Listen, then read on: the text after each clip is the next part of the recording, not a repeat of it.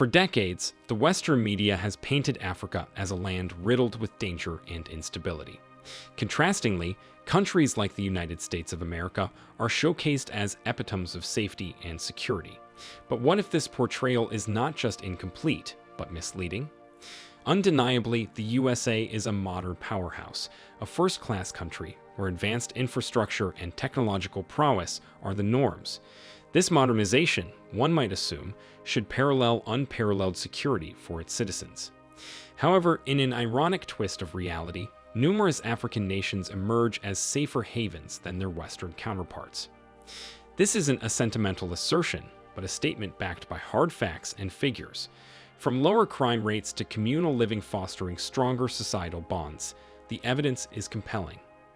Stay tuned as we dive into this eye-opening comparison, challenging stereotypes and revealing a side of Africa that often goes unnoticed. We're also going to point out other Western countries that are less secure than Africa. Contrary to popular belief, many African countries have emerged as beacons of safety, outshining the United States in various aspects. This isn't just a sentimental statement, it's backed by surprising facts and figures that we will uncover today. Gun-related fatalities in the United States paint a harrowing picture of a nation grappling with a unique epidemic. It's a scenario where bullets often dictate the tempo of daily life, more so than anywhere else in the world. This is not just hyperbole, but a reality underscored by staggering numbers. Consider this. The US leads the globe in civilian gun ownership, a fact that casts a long shadow over its societal landscape. In recent years, this reality has only intensified.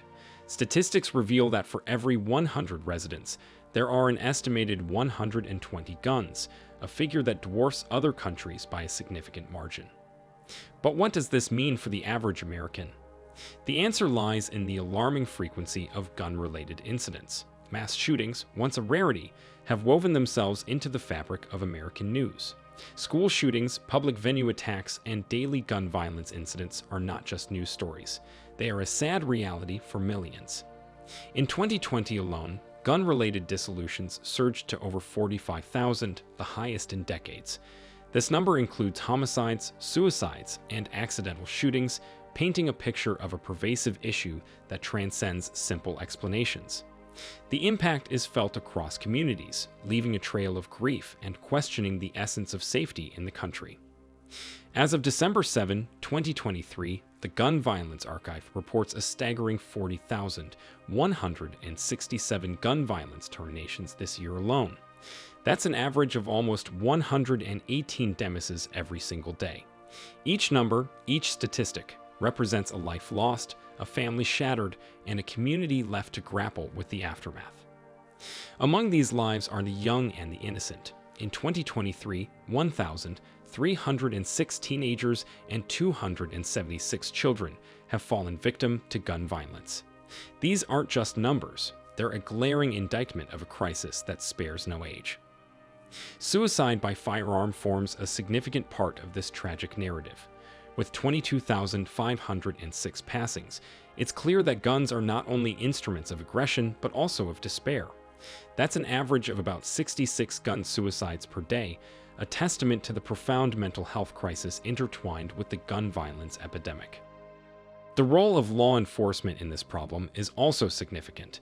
The year has seen 1,344 people terminated in police-involved shootings, while 46 police officers have tragically lost their lives in the line of duty.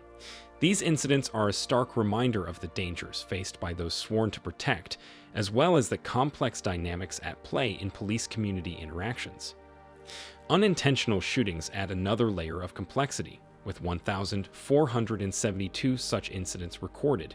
Each one is a story of negligence, of the devastating consequences of a moment's distraction or a lapse in safety.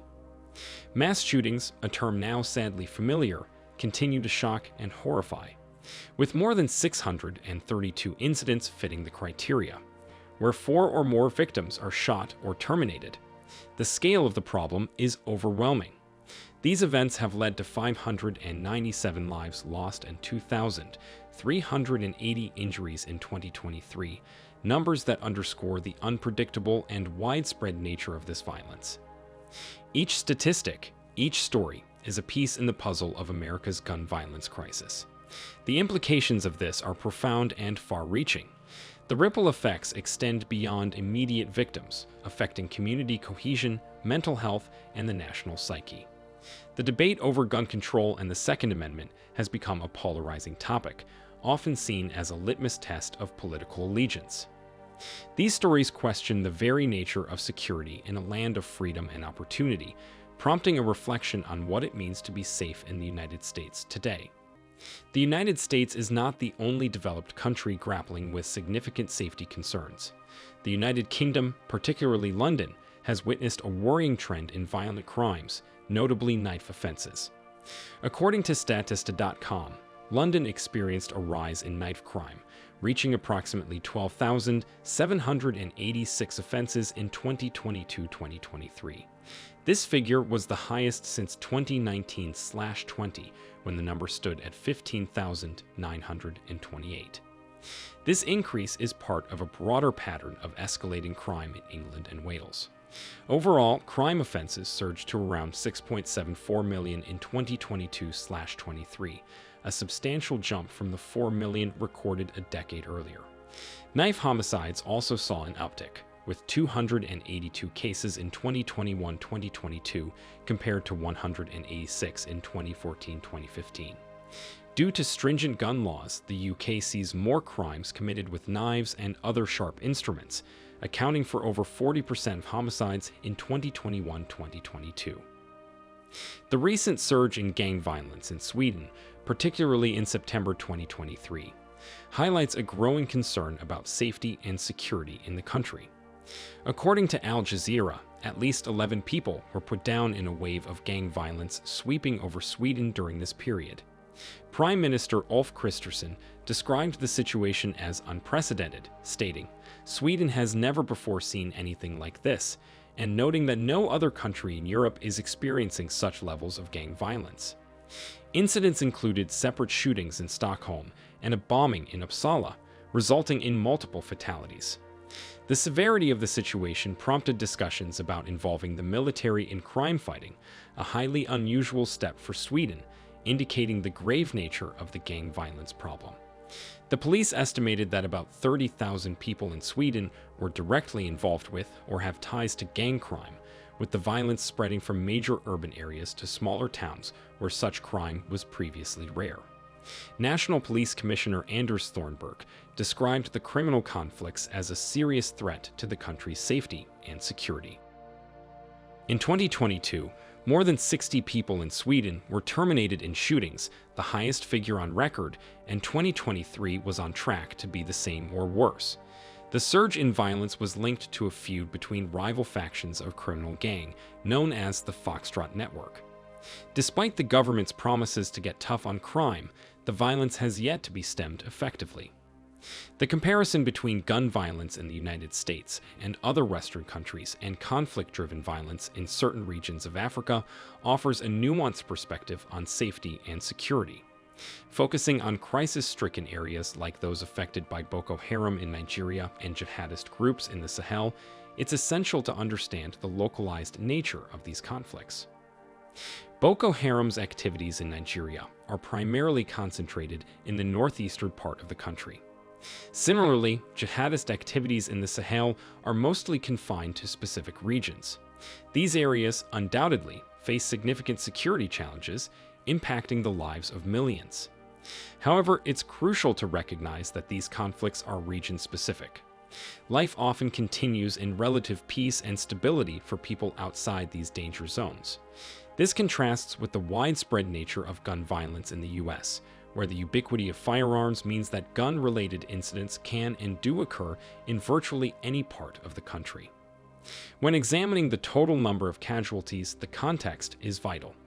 Although the impact of groups like Boko Haram and Sahel jihadists is devastating and far-reaching, the scale of loss due to gun violence in the US is significantly higher. The sheer number of gun-related passings in the US, including suicides, accidental shootings, and homicides, far exceeds those in conflict zones in Africa. In many African countries, community bonds are incredibly strong, often providing a network of support and resilience in the face of adversity. This communal strength, deeply rooted in cultural practices, contributes to a sense of security and stability, even in challenging times. Moreover, African countries have been working with international partners to combat extremism and improve security. These efforts include military operations, peacekeeping missions, and community-based initiatives to prevent radicalization. Such coordinated efforts stand in contrast to the divided and often politicized response to gun violence and gun control debates in the U.S. While certain regions in Africa face serious security challenges due to extremist activities, these are often localized and countered by solid community bonds and targeted interventions. In contrast, the pervasive nature of gun violence in the U.S., coupled with the high number of casualties and a contentious political landscape around gun control, paints a different picture of security and safety. Amidst its vibrant cultures and diverse landscapes lies a safety often overlooked by its own people. Many Africans, yearning for what they perceive as greener pastures, set their sights on the U.S. and other developed countries. This pursuit, fueled by dreams of a better life, often overshadows the value of what they already have: safety and a sense of community that is deeply rooted in African societies. The irony of this pursuit becomes clear when these hopeful migrants reach their destinations. Expectations of a safer and more prosperous life abroad are frequently met with the harsh reality that these developed countries have their own set of challenges. The pervasive issues come as a shock. The safety and community cohesion they left behind in Africa stand in stark contrast to the uncertainties they face in their new homes. Disappointment often sets in when they realize that these foreign lands are not the havens they had imagined. The safety and simplicity of life back in Africa, once taken for granted, now appear in a new light. It's a poignant reminder that sometimes what one is searching for is already in their grasp. This realization brings a new perspective. Perhaps the real greener pasture is not a place, but a state of mind, an appreciation of the safety, community, and cultural richness that Africa offers. When considering a move to the US or other developed countries, it's essential to be aware of various social and cultural issues that could impact one's experience, which is quite different from what one might encounter in many African countries. The US faces systemic challenges related to racial and ethnic inequality. Minorities often experience discrimination in various aspects of life, including employment, education, and encounters with the justice system. This systemic discrimination can significantly affect the safety and quality of life for these groups, creating a landscape vastly different from the more homogeneous societies in many African countries. The US is grappling with severe drug epidemics, such as the opioid crisis. This has led not only to widespread health emergencies, but also to increased crime and safety issues in affected communities. The scale and impact of such drug epidemics are less pronounced in many African countries, where the societal and health challenges might differ. In the US, there's a growing debate around gender identity, including the rights and experiences of transgender individuals, particularly children. There are concerns about how children are educated about gender transitioning, with debates centered around the appropriate age for such discussions and decisions. In contrast, many African societies have conservative views on gender and sexuality, often guided by cultural norms and values. Issues of gender transitioning, especially for children, are less likely to be part of public discourse or education. A case that highlights the cultural differences is that of a man jailed in the US for objecting to his 13-year-old child's gender transition. Such a situation is unlikely in many African societies, where parental authority is more rigid and cultural norms often don't support the idea of children making such life-altering decisions at a young age. There's also the unique case of a woman suing her parents, blaming them for her perceived lack of attractiveness. This sort of legal action is almost unheard of in African cultures, where respect for parental authority and family bonds are deeply ingrained, and the concept of suing one's parents for such reasons would be widely seen as unacceptable or frivolous. When comparing safety and the environment for raising children, Africa presents a compelling case. The continent, often misrepresented, offers a sense of community, traditional values, and a relatively peaceful daily life in most regions, contrasting sharply with the challenges faced in the USA. The pervasive gun violence in the US, coupled with systemic racial and ethnic inequality and the far-reaching impacts of the drug epidemic, mark significant concerns. While no place is without its challenges, Africa's approach to community, parenting, and societal norms offers a safer and more nurturing environment for families compared to the complexities and unpredictable nature of life in the USA.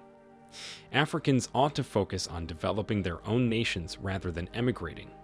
We criticize Africa as a whole, but we forget that we are the ones to make our countries stable and comfortable. African leaders also need to stand up for their citizens and try to better their countries rather than acting like puppets. With all that's happening in the West, do you think it is the best place to live and raise kids? We would love to hear your thoughts on this in the comments section below. Remember to like this video and subscribe to the New Tourist channel for more updates. Turn on notifications too to get notified whenever we upload videos like this. Thanks for watching and see you in our next video.